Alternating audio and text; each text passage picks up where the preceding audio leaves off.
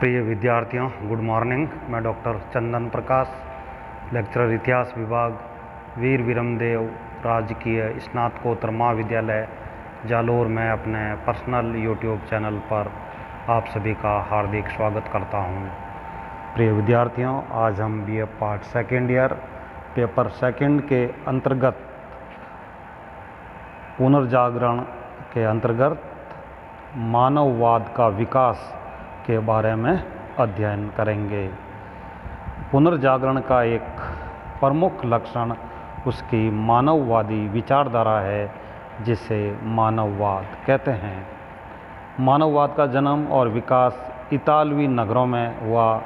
मानववाद का सीधा साधा अर्थ है मानव जीवन में रुचि लेना, मानव जीवन की समस्याओं का समाधान ढूंढना, मानव जीवन को सुखी एवं उन्नत बनाने का प्रयास करना और इस संसार में मानव के महत्व को प्रतिष्ठित करना।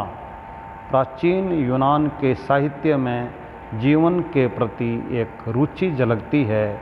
यूनानी लोग उस संसार में गहरी रुचि रखते थे जिसमें वे रहते थे।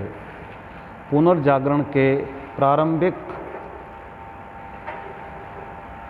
काल में जिन विद्वानों ने प्राचीन यूनानी साहित्य का अध्ययन करके प्रकृति और मनुष्य की रुचियों का विवेचन करने का प्रयास किया, वे मानवतावादी कहे जाने लगे। वे संसार के प्रति अनुरक्त हुए, जबकि मध्य युग में स्थिति इसके ठीक विपरीत थी। मध्य युग के साहित्य तथा चिंतन में मानव तथा मानव के संसार का विशेष महत्व न था। जीवन पर धर्म तथा चर्च का जबरदस्त प्रभाव छाया हुआ था और धर्म की ओट में अंधविश्वासों तथा रूढ़ियों का वर्चस्व कायम था। मध्यकालीन अध्यापन का मुख्य विषय भी धर्म ही था और बाइबिल तथा अन्य धार्मिक ग्रंथों को पढ़ाया जाता था, क्योंकि मानव जीवन का ध्येय इस संसार के स्थान पर परलोक को सुधारना था। इस संसार के दैहिक और भौतिक सुख के स्थान पर आध्यात्मिक एवं स्वर्गीय सुख प्राप्त करना था। मध्य युग के प्रारंभ में लैटिन भाषा का बोलबाला था। लगभग सभी धार्मिक ग्रंथ लैटिन भाषा में ही थे।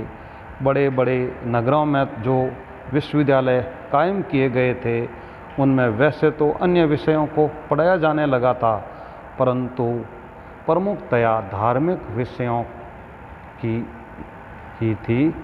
यदि कोई व्यक्ति परंपरागत मान्यताओं का उल्लंघन करने अथवा उन्हें असत्य प्रमाणित करने का साहस करता, तो उसे नास्तिक तथा धर्मद्रोही घोषित करके कड़ी सजा दी जाती थी। फिर भी कई विद्वान लोगों ने अपनी ज्ञान पिपासा को शांत करने के लिए प्राचीन यूनानी तथा रोमन साहित्य का सहारा लिया। ऐसे लोगों को बाद में मानववादी कहा जाने लगा। मानववाद के विकास ने मध्ययुगीन वातावरण में क्रांतिकारी परिवर्तन ला दिया। मानवतावादी विचारक धर्म के स्थान पर मनुष्य को महत्व देने लगे। साहित्य और कला के क्षेत्र में भी धर्म का स्थान मनुष्य ने ले लिया। अब देवी देवताओं की स्तुतियों तथा इहलौकिक संबंधी नीति उपदेशों के स्थान पर कसमकस करती हुई मानव जाति की विभिन्न समस्याओं, मानव जीवन, प्रेम, घृणा, विरह, मिलन आदि पर रचनाएं की जाने लगी। मानववादियों का मानना था कि परलोक की चिंता छोड़कर इस लोक को ही स्वर्ग बनाने का प्रयत्न करना चाहिए। देवी देवताओं के स्थान पर रोगियों, निर्धनों, उत्पीड़ितों आदि की सेवा में जुट जाना चाहिए। धर्म और ऊंच नीच का भेदभाव त्याग कर प्रत्येक व्यक्ति को अपनी उन्नति का अवसर प्रदान किया जाना चाहिए।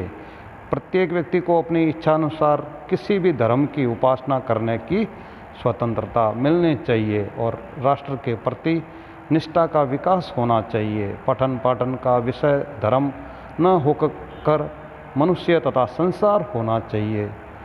संक्षेप में प्रकृति, विज्ञान और कलाओं में पाई जाने वाली प्रत्येक ऐसी वस्तु जो मनुष्य को प्रभावित करने में समर्थ हो मानववादियों के लिए महत्वपूर्ण बन गई थी। मानववादी विचारधारा का मुख्य प्रवर्तक पेट्रोक माना जाता है। वह फ्लोरेंस नगर का निवासी था। वह एक महान कवि, साहित्यकार तथा कानून शास्त्री था।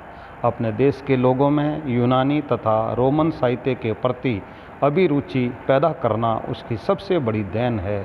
पेट्रोक ने ईसाई मठों के बंद कमरों में दबी प्राचीन पांडुलिपियों की खोज का काम हाथ में लिया, क्योंकि इस समय में जो पांडुलिपियाँ प्रचलित थी उनमें बहुत सी त्रुटियाँ आ गई थी। पेट्रोक ने पुरानी पांडुलिपियों की सहायता से मौजूदा पांडुलिपियों में आवश्यक सुधार किए। प्राचीन पांडुलिपियों इस तथा ग्रंथों की सुरक्षा तथा सामान्य आदमी उनका लाभ उठा सके, इस दृष्टि से पुस्तकालय की